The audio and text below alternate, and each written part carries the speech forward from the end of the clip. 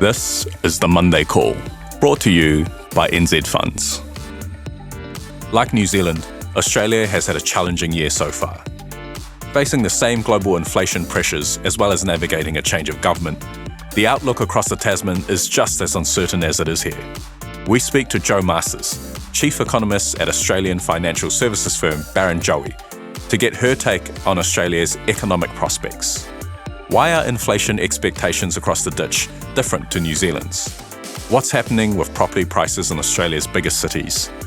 What does a weakening Chinese economy mean for Australia? And as the world moves towards carbon neutrality, how does Australia's huge mining sector evolve? Our Chief Client Officer, Stefan Clark, begins by asking Jo about her intriguing journey to her current role at Barrenjoey. It's been a wild journey, to be honest. I grew up in Hong Kong. I'm an expat kid. And so I think to some extent my love of financial markets, of mercantile trade, of the economy started there. But my mum is a very proud Kiwi, and I went to boarding school in Auckland and did my bachelor degree at the University of Auckland, where I met your own Mark Brooks, who tutored me very early on, which he may or may not be proud about. And look, I was really fortunate through that period because my parents were still in Hong Kong. I spent my summers up there, and through a variety of connections and what have you, I'm old enough. I spent my first summer at university working at Lehman Brothers, no less. And then I went on and I worked for a fund manager up in Hong Kong under an economist called John Greenwood, who may not be very well known in this part of the world, but he was the architect of the Hong Kong dollar peg, which is the longest running and most successful currency peg we've seen. It was amazing to work with him. He was very inspiring. He published my first piece of work. And as a result of that, I guess that love of markets was really entrenched. I finished at Auckland Uni and I was at a bit of a loss. I didn't quite know what I wanted to do and wasn't quite ready to enter the workforce. So I hot-footed it across the Tasman and did a master's at Sydney University. And I went from there into the Macquarie Bank graduate program. The rest is history. I had 15 years at Macquarie Bank across a range of jobs. So I started in macro, and then I set up the currency strategy business for Macquarie Bank. And then I spent a bit of time doing FX sales and trading. And then I had a few years at home with my children, which I always laugh and quip and say I'm sure they'll be eternally grateful for. And then circled back actually into economics with ANZ Bank. That was a really interesting experience. And then, as you said in your intro, into EY, which was also a different sphere, but super interesting. And I'm incredibly excited to be at Barrenjoey and to be helping to build, an Australian-owned, a staff-owned financial services firm. And I'm trying to place the accent. I sense that you've been around the world. There's Australian, a little bit of Kiwi, maybe some Hong Kong and English in there. Is that right? It's a bit of a hodgepodge. I went to an English school in Hong Kong, so I guess those formative years are always there. A little bit of Kiwi. I've lived in Sydney since 1995, so look, to be honest, it's home for me. It's where my children are. But I always love coming back across the Tasman, and I've always been fortunate to have jobs that have covered New Zealand as part of my scope. And at Barrenjoey, that's on our to-do list, is to build that out for our research team. Fantastic. Now, I guess as a leader within the organisations you've been working in, and as a mum, how have you sort of thought about overcoming and managing the challenges through your career? Because I in preparing for this, I saw that you've talked about this in some sort of women's networks, for example, and obviously have some really important views to share on this front. So how did you balance it all, and where have you kind of landed in your thinking around this? Yeah, look, I think it's a great question, and I think it's an important question, and one that I get quite often. I'm not sure my answer is what people want to hear. It's been tough at times. I think the world has changed. I think there's a long way to go, but I think it's really important to recognise the change that we had. So, I often say to people, the first time in my career that I worked with another female of the same level was 2015. And I started my career in 1995. So Wow. that's a long time. I also like to point out, though, that I worked with some amazing male role models and sponsors and mentors. I have two mentors at the moment; they're both male. So I think this idea of buy-in from men in our industry to sort of support and foster and sponsor has been really, really important. Sometimes I do, and I just said it this morning, actually, I need to schedule a mental breakdown. So, a few things I've learned along the way. If I had two lessons I wish I'd learned earlier, the first one is you've got to take holidays. And anyone that works with me now will tell you I always have a pipeline of holidays, and I really try to put my phone away and recharge. I think that's part of having, a long career. It's the long game, not the short game. The second one, which often gets a bit of a laugh, is lower your bar at home, right? So if you went into my house this morning, I've got two teenage daughters. There will be wet towels all over the floor. There's almost certainly dishes on the breakfast table. And I'm actually okay with that now. My children's favourite dinner is breakfast dinner. And I've learnt to be okay with that. And that just helps to balance everything out. And look, I don't want to ramble on. Maybe one other point I would make is, and perhaps I'm very fortunate, I love what I do. I think I have a really cool job. I'm paid to talk about really interesting things to really smart people. And I think when you enjoy what you do and you're passionate about it, that drives energy that helps to offset some of the other pieces. You basically described my household. I'm glad to hear that. Yeah, and but it is the challenge: is how do you balance it all off? And I often think about how other people manage it, but obviously you have, and that's a great achievement, and I'm sure an incredible role model for your daughters. Well, I hope so. They're pretty happy not to make their beds and leave their towels on the floor. I worry about their ability in their future households to live with somebody that may not be as forgiving. Right. Well, they'll learn quickly in that case. All right. So I guess to business. So far it seems the Australian economy is or continues to be the lucky country, and inflation, whilst higher than I guess than it normally is, it's still below other Anglo countries, including New Zealand. It also seems that the wage pressures that are sort of flowing through are a lot lower than what we're seeing in some of the other Anglo countries. As a result, the RBA has suggested they may be, getting towards the end of their tightening cycle when others are, really just starting at one level. Why do you think that might be? And has the RBA got it wrong, or they, how could they be thinking this? So, as you said, what we see in Australia is a pickup in inflation, a gradual pickup in wages. So a similar trend to what we see in New Zealand or the US, for example, but as you noted, much lower levels. Now, there's a variety of reasons for that. So if I compare Australia with the US, for example, we have wages that are running at 2.6, not sort of 5.5.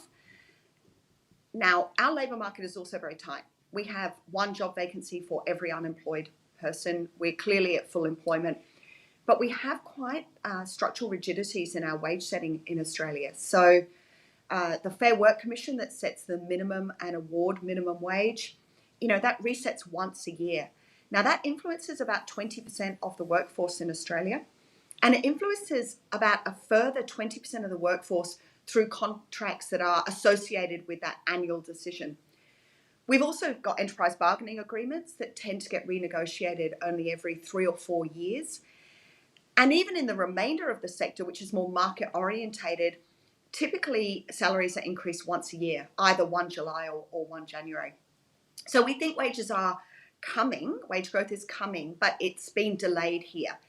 Now, that is beneficial because if you worry about a wage price cycle, I guess the Goldilocks scenario for Australia is that those supply pressures and the energy prices start to peak and come off before wage growth has really taken off. The way that plays out is really through services inflation.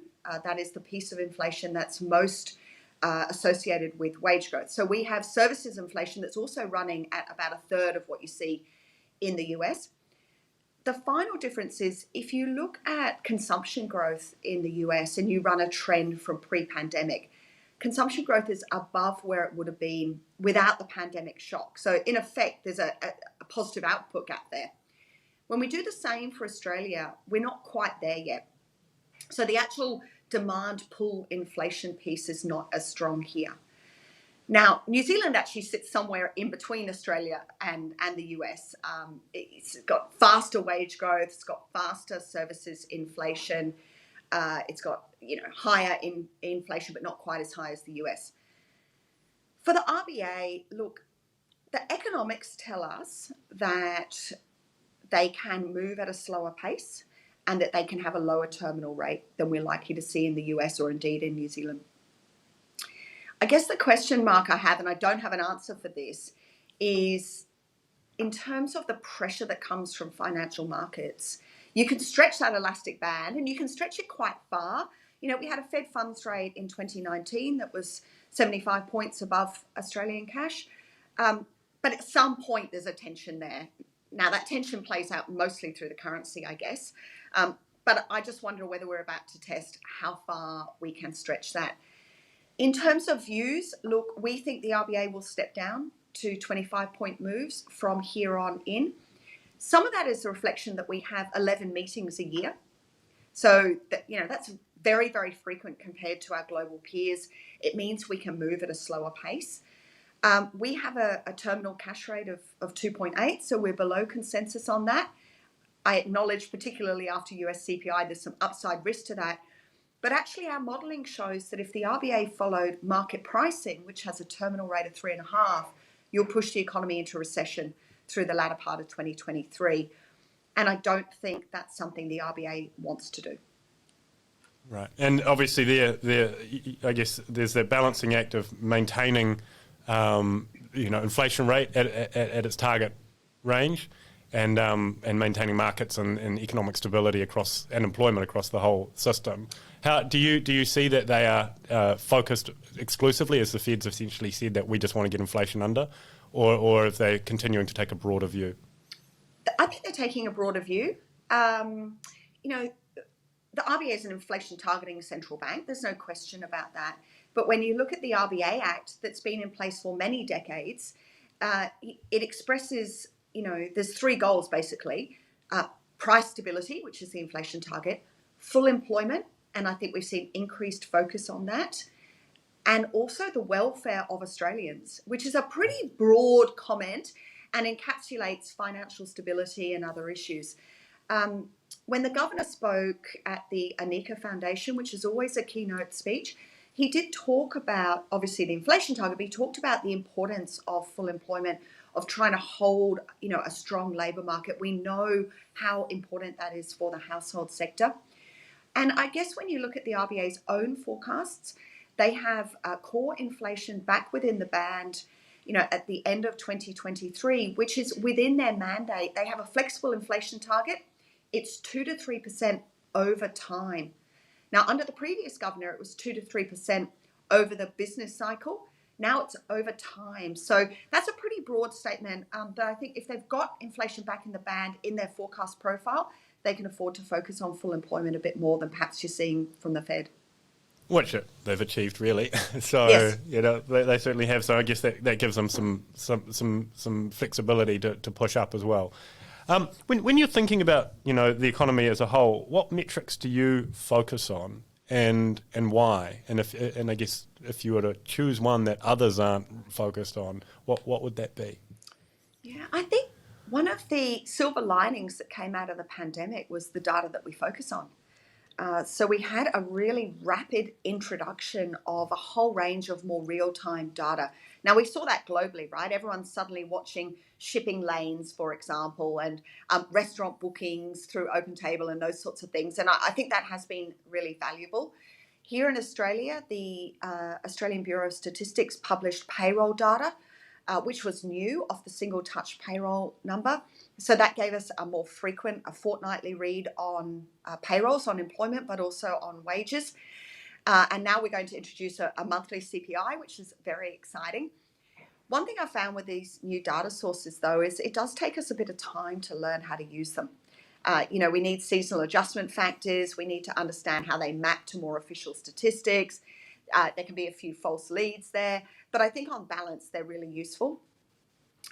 Look, to pick one is almost impossible. Most Australians would say house prices. It's like Kiwis, we love to I mark thought you to might market. say that. But if I had to pick one thing I always pay a lot of attention to is the Reserve Bank's own business liaison. So it's not really a data point, but actually from now on, the Reserve Bank will publish more information from their business liaison in their quarterly statement on monetary policy. And just last week, they released a bulletin article outlining that their business liaison program is incredibly rich in anecdotes, in real data coming from businesses. And I think it is going to inform economists and policymakers. So the liaison program is they go out to businesses, run surveys, aggregate the data and provide a sort of a holistic view. Is that what the intention is? That's exactly right. And they'll make comments, for example, so they've always reported on it in the Statement of Monetary Policy, but not comprehensively. So, for example, in the last Statement on Monetary Policy, there was a comment their business liaison was telling them that the average time to complete residential construction had blown out by 3 months because of inability to get staff, because of delays in the shipment of inputs. That sort of information is really important, and it's really hard for any individual economist to get that, just given the breadth of the RBA's own survey.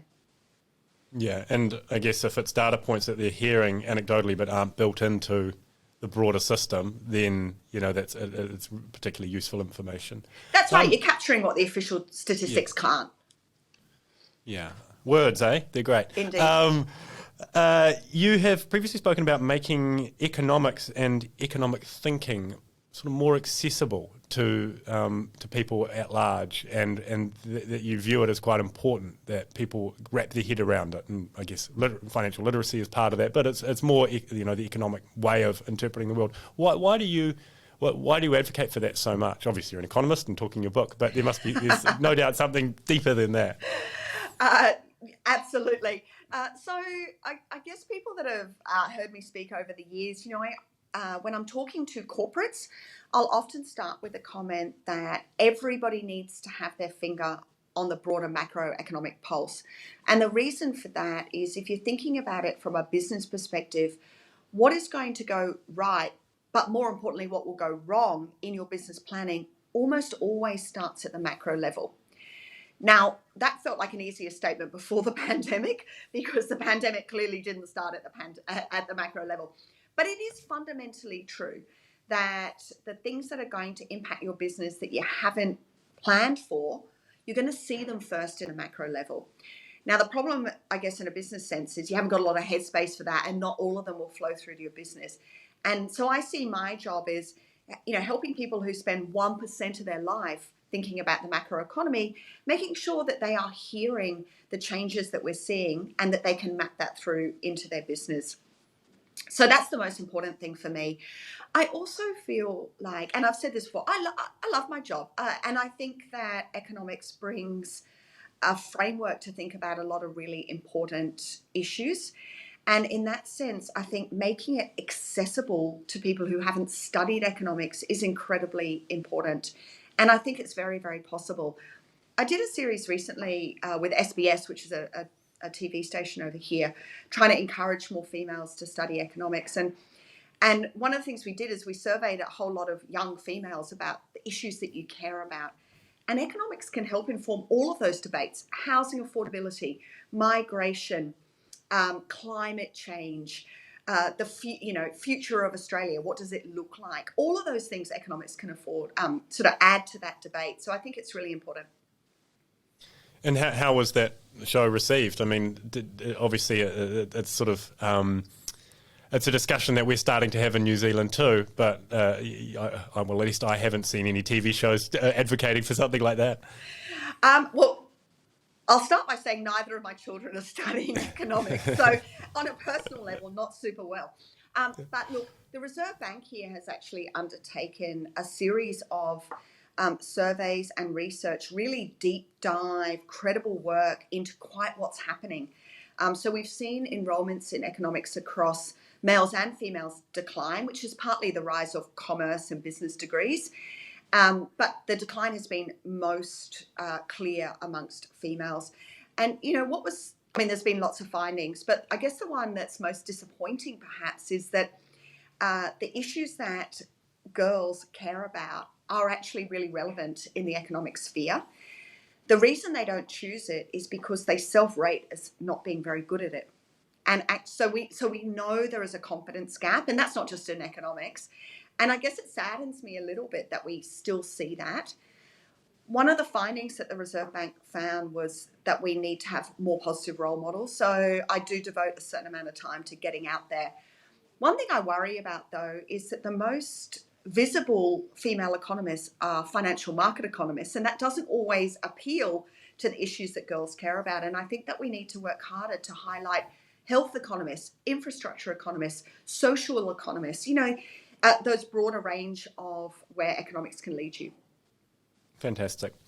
You mentioned property and property prices earlier, and like Australia, property is dear to our hearts, probably too much so.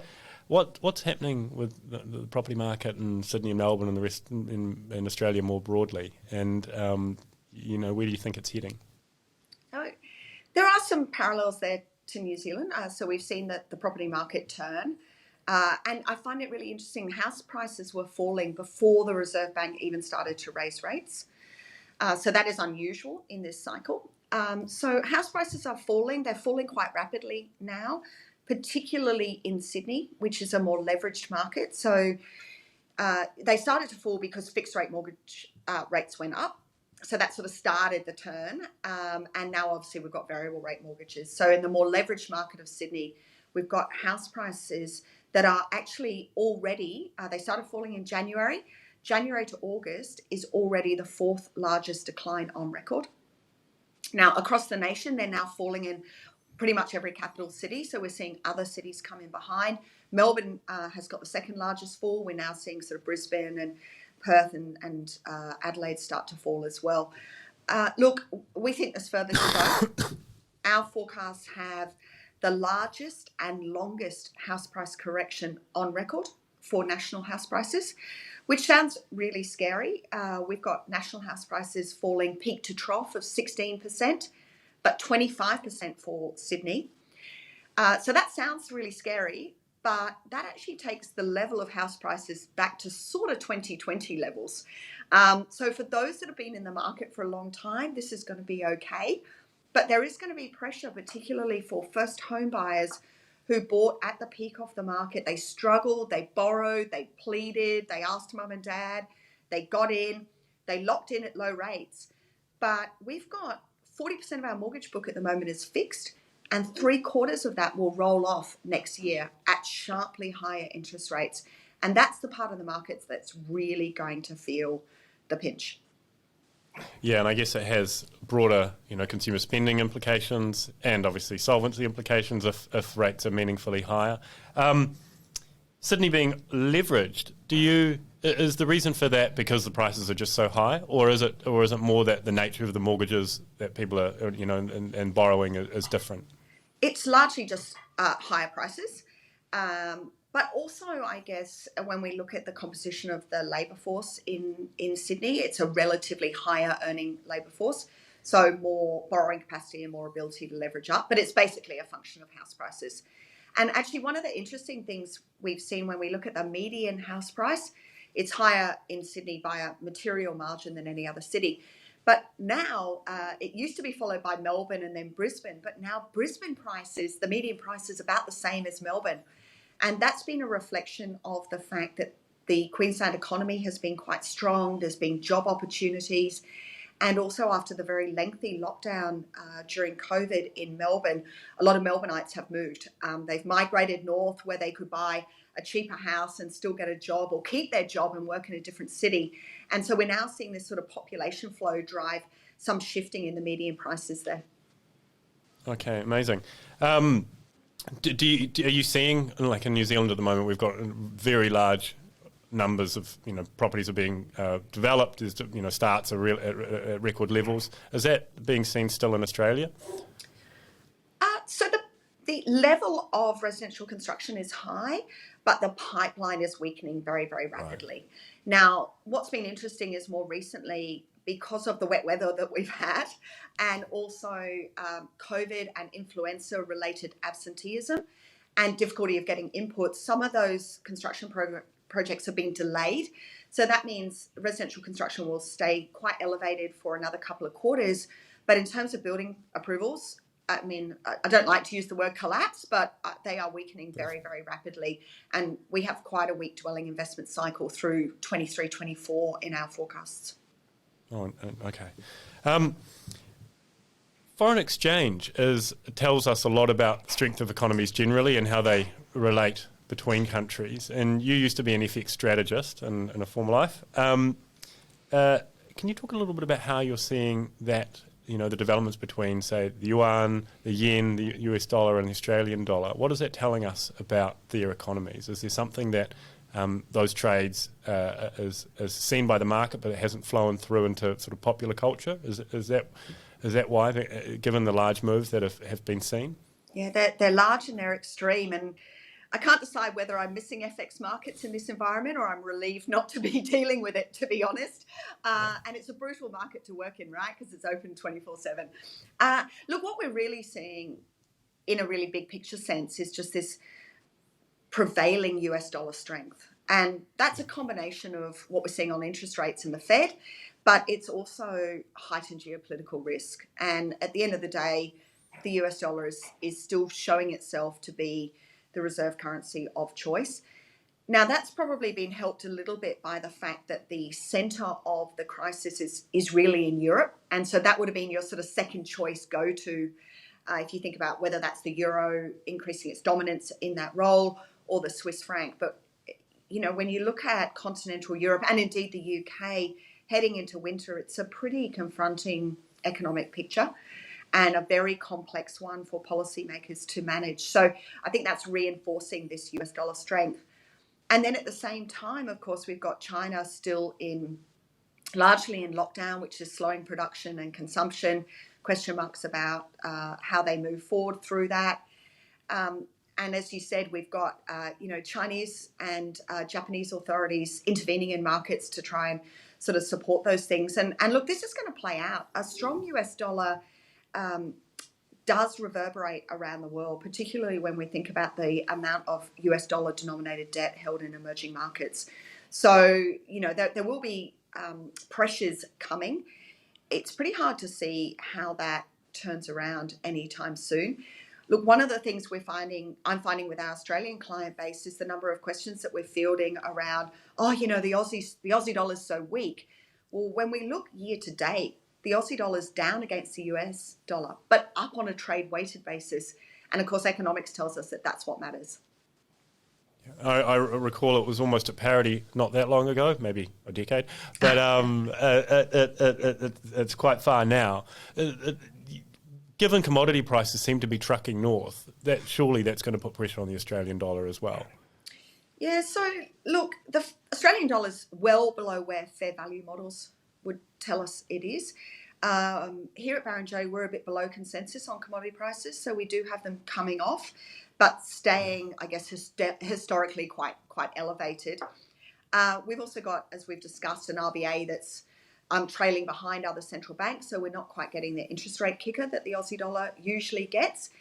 The other interesting thing we've got at the moment is, unusually, Australia's a current account surplus economy at the moment, which means that we're not having to suck in capital all the time, and that obviously has an FX implication. I think forecasting FX is really hard at the best of times, but we've got all these sort of competing factors happening, and it's pretty messy out there and it's pretty volatile. But when we look over a long period of time, the Australian dollar can spend quite extended periods bumping around in a 5-cent range, and that's sort of what we're seeing at the moment. Yeah, and I guess as geopolitical tensions rise and interest rates are what they are, that flight to safety to the US dollar is happening again. Well, that's right. The Aussie dollar and the Kiwi dollar, they're fair weather sailors. They like calm, happy waters. They don't like choppy, I don't know, things are really hard. And, you mentioned the word geopolitics. I feel like through the pandemic, as an economist, suddenly everyone thought the economist had the health answer. It's like, where's the economy going? Well, you tell me where the health crisis is going, and I'll tell you where the economy is going. Now it's like economists have to be geostrategists. And the difficulty with geopolitical events is, they're effectively unforecastable and they're binary in nature. And I think that's really hard. And they have massive implications. Oh, they're there or they're not, and they're massive, yeah. Yeah. Okay. Now, China is obviously, is it Australia's largest trading partner now? Or is it is, yeah. Yeah. And China is struggling with depressed property prices, and it's sort of flowing through with developers with too much debt and, lackluster consumer spending. Where is that heading in your mind, and what does that mean for Australia as its largest partner? Yeah, so China is always our largest risk. It's our largest trading partner, both exports and imports. I feel like through my whole career, we've always talked about China's a big risk for next year. And look, it's unquestionably an economy that has a leverage issue that at some stage needs to deleverage. But I guess if I sort of sit back, they always seem to muddle through. Now, at the moment, I think the pressures are pretty extreme and the most extreme I've seen in my career. And so that leverage is starting to build. But we also know that they are an economy that still has relatively large control over their economy. And what that means is that they can pull all of their economic levers in one very coordinated fashion in the way that we don't do in democracies always. Right around the world at the moment, there's this debate about what's fiscal policy doing. You can't leave monetary policy to fight inflation on its own. In effect, China sort of decides on one thing. We want growth at 6% and then pulls every lever to do that. I guess the other comment I would make, look, make no mistake, if growth in China slows dramatically, that is a massive headwind for Australia. But we also know that when growth slows too much in China, you tend to get a lot of fiscal stimulus, and that does tend to be infrastructure dominant. Now, the commentary out of China more recently has been, we're not going to do this time around, except we're already seeing increased infrastructure spending. I guess time will tell, and it will remain a really key risk for our economy. We have slower growth for China in our numbers, and we do have commodity prices coming off. Okay.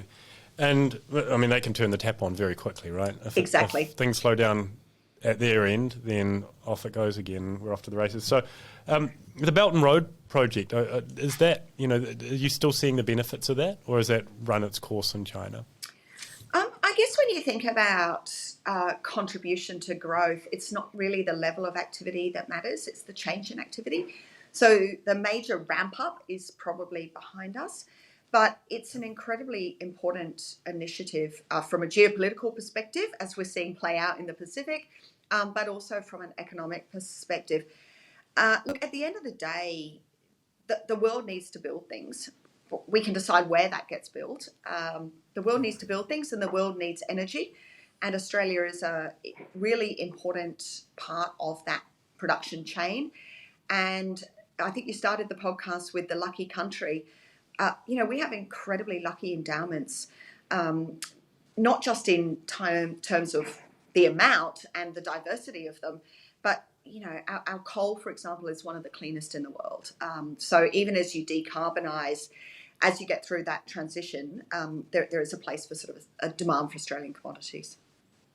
Yeah, and coal prices at the moment are through the roof, aren't they? Yeah. Both thermal and I'm not a coal expert, but metallurgic That's or something. That's exactly right. And obviously that has, for producers in Australia really, and for the broader economy, significant impact.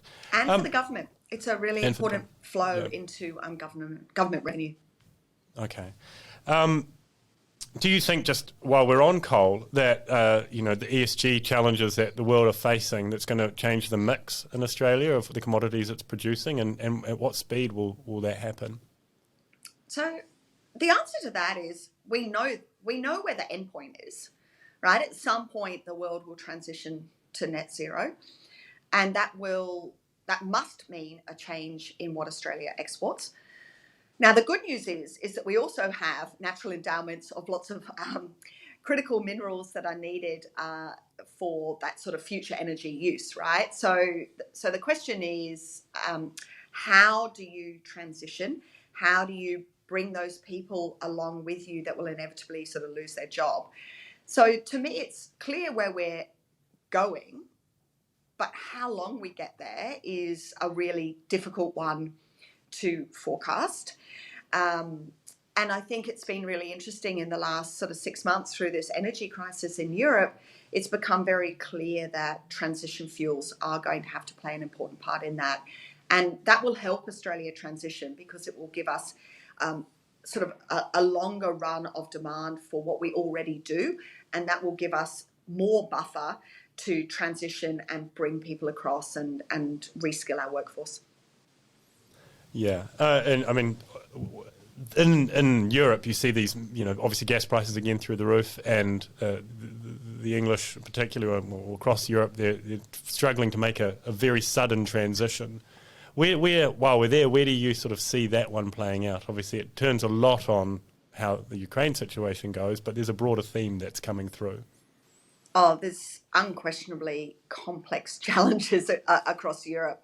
And I think even if you get some resolution between Russia and the Ukraine, it has clearly sent shockwaves around energy sustainability, understanding, I guess, where your vulnerabilities lie. And look, that's very true in energy, but really post-pandemic, that's been true across your whole production chain, right? So this idea of resilience is going to be really, really important.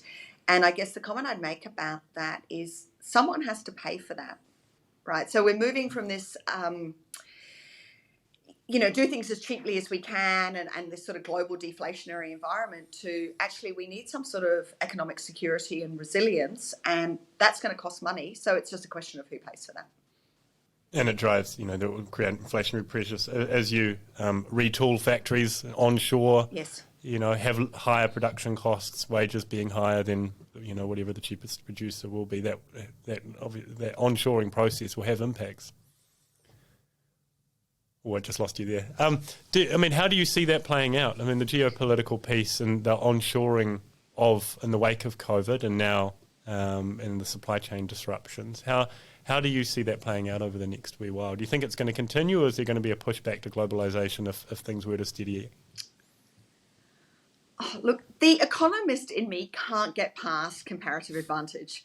So, we have all these discussions in Australia around we need to diversify our economy, we need to diversify our export base, lots of conversations around advanced manufacturing. And I think these are really important conversations to have. But I guess I always come back to this idea of do what you're good at and sell it into the world and buy what you're not good at. And I think, so in that framework, there's a limit to how much onshoring you're going to do. And I think for small economies like Australia, and New Zealand's the same, the conversation has to be, what do we have to onshore? And if we don't have to onshore it, you can still build economic resilience by having greater diversity in your supply chain. So you're not so reliant on one trading partner or one location. So I think for Australia, in terms of our supply chain, we're going to see more diversification than onshoring. And then I think there are areas where we can add more value and grow our advanced manufacturing. If prices are set where you have, for example, different products, and consumers will drive it towards globalization, I would have thought, where the cheapest product will tend to be favoured. And so there's that sort of interesting tension. Unless everyone onshores, whoever doesn't onshore will have that competitive advantage. That's exactly right. I mean, the anecdote I always give, if you talk to young people, I have a 16-year-old daughter. She tries desperately not to buy clothing from places that she perceives, are abusing their workforce or the like. She'll do that until she has to pay for her own clothing, right? And it's a little like you see that a little bit with sort of clean energy. Like I'm all for it. Oh, until it costs too much, and then actually my purchasing decisions shift a little bit. So I do agree with you. I think And it's a great thing. Economics is based on the market, right? The market is actually really good at doing its job, and you're going to see that play out. How do you think the Australian government's been going since the end of the pandemic? Well, the pandemic's ending now, but we've got a new government and they've obviously got new goals. How's that? What's your perspective on that? Yeah, so change of governments are actually relatively rare in Australia. The Labor Party has come to government from opposition only 4 times since World War II. So this is something that perhaps we're not so familiar with. I think the government has hit the ground running in their first, I think they're now 110 days or 120, something along those lines. But they've hit the ground running. They had quite a clear election agenda, not as ambitious as they had prior to the 2019 election, which they lost. So in the sense, I understand that. But, there is a range of action happening. We've got a central bank review happening. We had the Jobs and Skills Summit that really brought, a range of stakeholders together and came out with some very actionable outcomes. We've had an economic statement. I think that we've had great international engagement, which has been helped by the fact that travel is back, but also a new government that has been keen to make a mark on that front. I think 100 and so days in, they've done a great job. And look, we've got a budget coming in late October, which is out of cycle. That will embed their election promises around childcare, around aged care, domestic violence leave. They passed the climate change bill. So it's all systems go at the moment. And I think most people are seeing action to date very favourably. Fantastic. And I guess coming into government with a clear mandate gives them, the ability to push things through faster than perhaps otherwise they might have, been able to. So, well, interestingly, I mean, we've got a Westminster system here in Australia, but actually the way that Parliament is operating now is probably something that the Kiwis are more familiar with. We had record low votes for the major parties. We've got a crossbench that is larger than it's ever been. We've got these teal independents, that won inner city seats with a sort of sustainability lens. So actually massaging through that is quite difficult, but they do seem to be doing a good job at the moment. Okay, and of course you've got the state system as well, and massive boundary issues Indeed. there, which obviously during the pandemic became very, very real, as central government and the states didn't necessarily see eye to eye. It's complex. It is. It's surprisingly complex, right? Yes. New Zealand and Australia obviously are best of friends. How do you feel our relationship is going, and do you think that we should be changing anything, or are we heading on the right track? Oh, great question. So I'm glad you started that with best of friends. I think that we clearly have economic integration, but also social integration. We are seeing an inflow of Kiwis into the Australian economy at the moment, which is actually what you typically see when unemployment in Australia is very, very low. And we have seen at times when our labour market is really tight that New Zealand's provided a bit of a sort of valve there. I think the stability of that relationship has been really important. So ensuring that we've got the flow of people, whether that's tourists, whether that's short-term or whether that's long-term migration in either way, and the support that we wrap around Kiwis in Australia and Australians in New Zealand, I think has really enabled that, and I think it's been beneficial for both countries. At the same time, Australia, particularly as China sort of grows in its power and influence, has been becoming closer to the US and developing that relationship further. Do you think your settings are right there, or do you think we're going to see more, I guess, moving towards that defence sort of pact, if you will, and connection? Yeah. Look, Australia's in a really difficult position. We have our historical and defence relationships with the US and our economic linkage with China and into Asia. And we're not the only economy facing that pressure, New Zealand, but others as well, right? And it's not clear how you resolve that. And you probably can't get away from that tension, that there is no easy way out here. I probably wouldn't describe it necessarily as strengthening our ties with the US. I think what we've seen is Australia try to strengthen their ties with a variety of economies. So bringing the Quad security together, for example, we've had increased engagement with South Korea and Japan, bringing that back in. India as well, we've signed a free trade agreement there. So I think it's about sort of reinforcing around the piece. And we're a small open economy like Australia, so having those trade linkages and having those conversations and communications really, really important. One thing I think that we have done very well in the last decade is sign free trade agreements. We've got about 80% of our exports now covered by free trade agreements. And I think that's going to be really important in a world where globalization perhaps is narrowing down, where we're getting more geopolitical divide, the rise of autocracies in the global economy. That is going to afford us at least some buffer or some protection, and I think that's going to be helpful. But you're not going to resolve the tensions. That's the unless you diversify who you're exporting to, and that's obviously. Well, we are doing that. I mean, we saw China put tariffs on some of our very significant exports, wine and coal, barley, for example. And what was really interesting was just how much we could divert. Now, India plays a really high role in that, but not just India. South America, wine exports into the UK. So I think we can take some comfort from that. But look, I think the reality is that doing business is just going to be harder in the next 10 years than it was in the last 10 years. Do you think China will continue its drive forward in the same way that it has? I mean, it's had literally a miraculous 30 years, and it's hard to imagine that continues at the same rate, but it feels like it will be.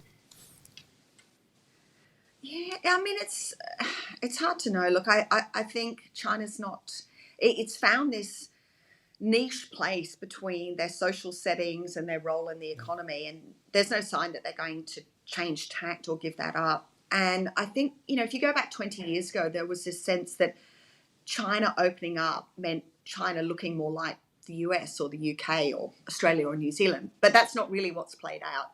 And so in a sense, we're all catching up with, well, what does this look like and how different can it look? We are seeing some similarities. It's becoming a more service-orientated economy, a more consumer-led economy.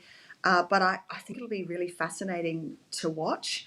There was an article in The Economist maybe a couple of months ago that looked at a range of metrics, sort of global growth, foreign direct investment flows, and a few others, split into democracies and autocracies. And it's a really interesting read. So I think there'll be some really big structural shifts coming over the next sort of 20 or 30 years, not just through energy transition, but more broadly. Yeah, absolutely.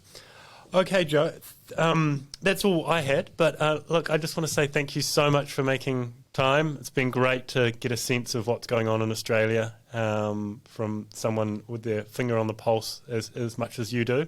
And I wish you all the best. Well, thank you. It's been wonderful to talk to you. And it's always good to talk to a New Zealand audience. So thanks for having me on. Have a good one. Thank you. Thanks.